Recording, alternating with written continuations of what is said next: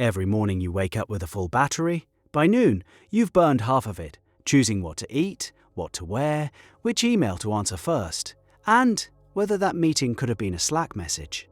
The decisions that actually matter, the ones that move your career, your health, your relationships forward, get whatever scraps are left. And most days, the scraps aren't enough. A study out of Ben Gurion University tracked judges making parole decisions throughout the day.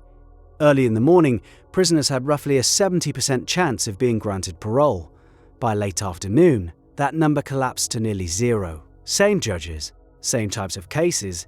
The only variable was when the case landed on the docket. The judges' brains were running on fumes, and the default answer, deny parole, took over because it required the least cognitive effort. Now think about what that means for you. Every small choice you make throughout the day draws from the same cognitive reservoir as the big ones. Picking a lunch spot and deciding whether to accept a job offer pull from the same tank. Your brain doesn't distinguish between trivial and critical. It just burns fuel. So where does all that fuel go? The answer is surprising. Researchers estimate the average adult makes around 30 to 5,000 decisions per day. Most of them are invisible. Which foot hits the floor first? Whether to check your phone before brushing your teeth? How long to let the shower run? These micro-decisions fly under your radar, but each one shaves off a thin layer of your cognitive capacity. By the time you sit down to do meaningful work, you've already run a mental marathon without realizing you left the starting line. Barack Obama wore the same color suit nearly every day in office. His reasoning was blunt. He had enough decisions to make about national security and economic policy without adding wardrobe to the list. Mark Zuckerberg did the same thing with his grey t-shirts. This looks eccentric from the outside. From the inside, it's strategic conservation. But eliminating outfit choices saves you maybe 2 minutes and one decision. The real drain lives somewhere most people never look. Open any productivity app on your phone right now. Count the number of unfinished tasks, half-formed plans, and vague reminders sitting in various lists, notes, and calendars. Each one of those is an open loop, a decision your brain has flagged as unresolved. And unresolved decisions are far more expensive than resolved ones. A psychologist named Bluma Zeigarnik documented this almost a century ago. Unfinished tasks occupy working memory at a rate that finished tasks simply don't. Your brain keeps pinging them in the background like browser tabs you forgot to close. 10 open tabs don't just slow your computer, they heat up the processor. The fix for this one is almost stupidly simple. Write down every open loop, every half decision, every I should probably thought, and assign each one a next action and a specific time. The moment your brain trusts that the task is captured in a system outside your skull, it releases the loop. That background hum goes quiet. Which brings us to the biggest drain most people never address: choice volume. The sheer number of options in modern life would have been incomprehensible a century ago. Your great-grandparents chose between 2 or 3 brands of soap, you choose between 47. They picked from 3 career paths, you scroll through thousands on LinkedIn before breakfast. A Columbia University study gave shoppers a display of 24 jam varieties. Another group saw only 6. The group with fewer options was 10 times more likely to actually buy a jar. More choice didn't create freedom, it created paralysis. This is where most advice about decision fatigue falls short. People tell you to simplify your life without explaining the mechanism. The mechanism is this: every option you eliminate before the moment of decision is a decision you never have to make. The goal is to reduce the number of choices that ever reach your conscious mind in the first place. Meal prepping on Sunday does this for food.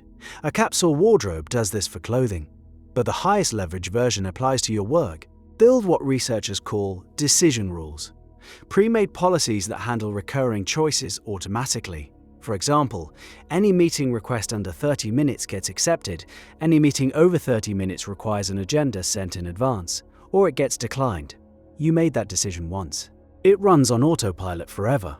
Another rule: any task that takes under 2 minutes, do it the moment it appears. This comes from productivity methodology that's been tested across thousands of professionals. The 2-minute threshold exists because the cognitive cost of filing, tracking, and remembering a tiny task exceeds the cost of just completing it on the spot. Here's where the science gets uncomfortable. Decision fatigue doesn't just make you less productive, it makes you a worse person. A drained brain defaults to the path of least resistance, and that path is almost always selfish, short-sighted, or passive. You snap at your partner after a long day of meetings. You order takeout instead of cooking. You skip the gym. You binge content instead of reading. You know what the better choice is, you just can't access the cognitive resources to make it. The willpower feels gone because in a very real neurological sense it is. Roy Baumeister's ego depletion research showed that people who had to resist temptation on one task performed measurably worse on the next. Unrelated task. The resource is shared. Spend it on resisting the donut in the break room, and you have less left for the difficult conversation with your manager. Spend it choosing between 17 brands of toothpaste at the pharmacy, and you come home less equipped to help your kid with homework. So the strategy isn't about willpower, it's about architecture. Design your environment so the good decisions are automatic, and the bad ones require effort. Put your running shoes by the door, delete food delivery apps from your phone, set your savings to auto-transfer. Use website blockers during deep work hours. Each of these is a decision made once that prevents hundreds of future decisions from ever forming. The most productive people you admire aren't making better decisions than you. They've engineered their lives so they make fewer decisions total, preserving their full cognitive capacity for the handful of choices that genuinely matter.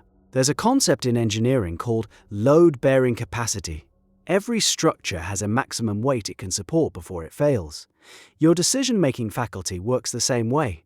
You can strengthen it slightly through rest, nutrition, and exercise. But the far more effective approach is to reduce the load it carries. Audit your average Tuesday. Write down every decision you make from the moment your alarm rings to the moment your head hits the pillow. Most people who do this exercise land somewhere between 70 and 100 conscious decisions, and those are just the ones they notice. Look at that list and ask one question about each item. Can this be automated, eliminated, or pre-decided? The morning routine alone usually contains 15 to 20 decisions that could be reduced to 3. What to wear? Pre-decided on Sunday. What to eat? Meal prepped. When to leave? Same time every day. No deliberation. What to work on first? Decided the night before. Written on a sticky note stuck to your laptop.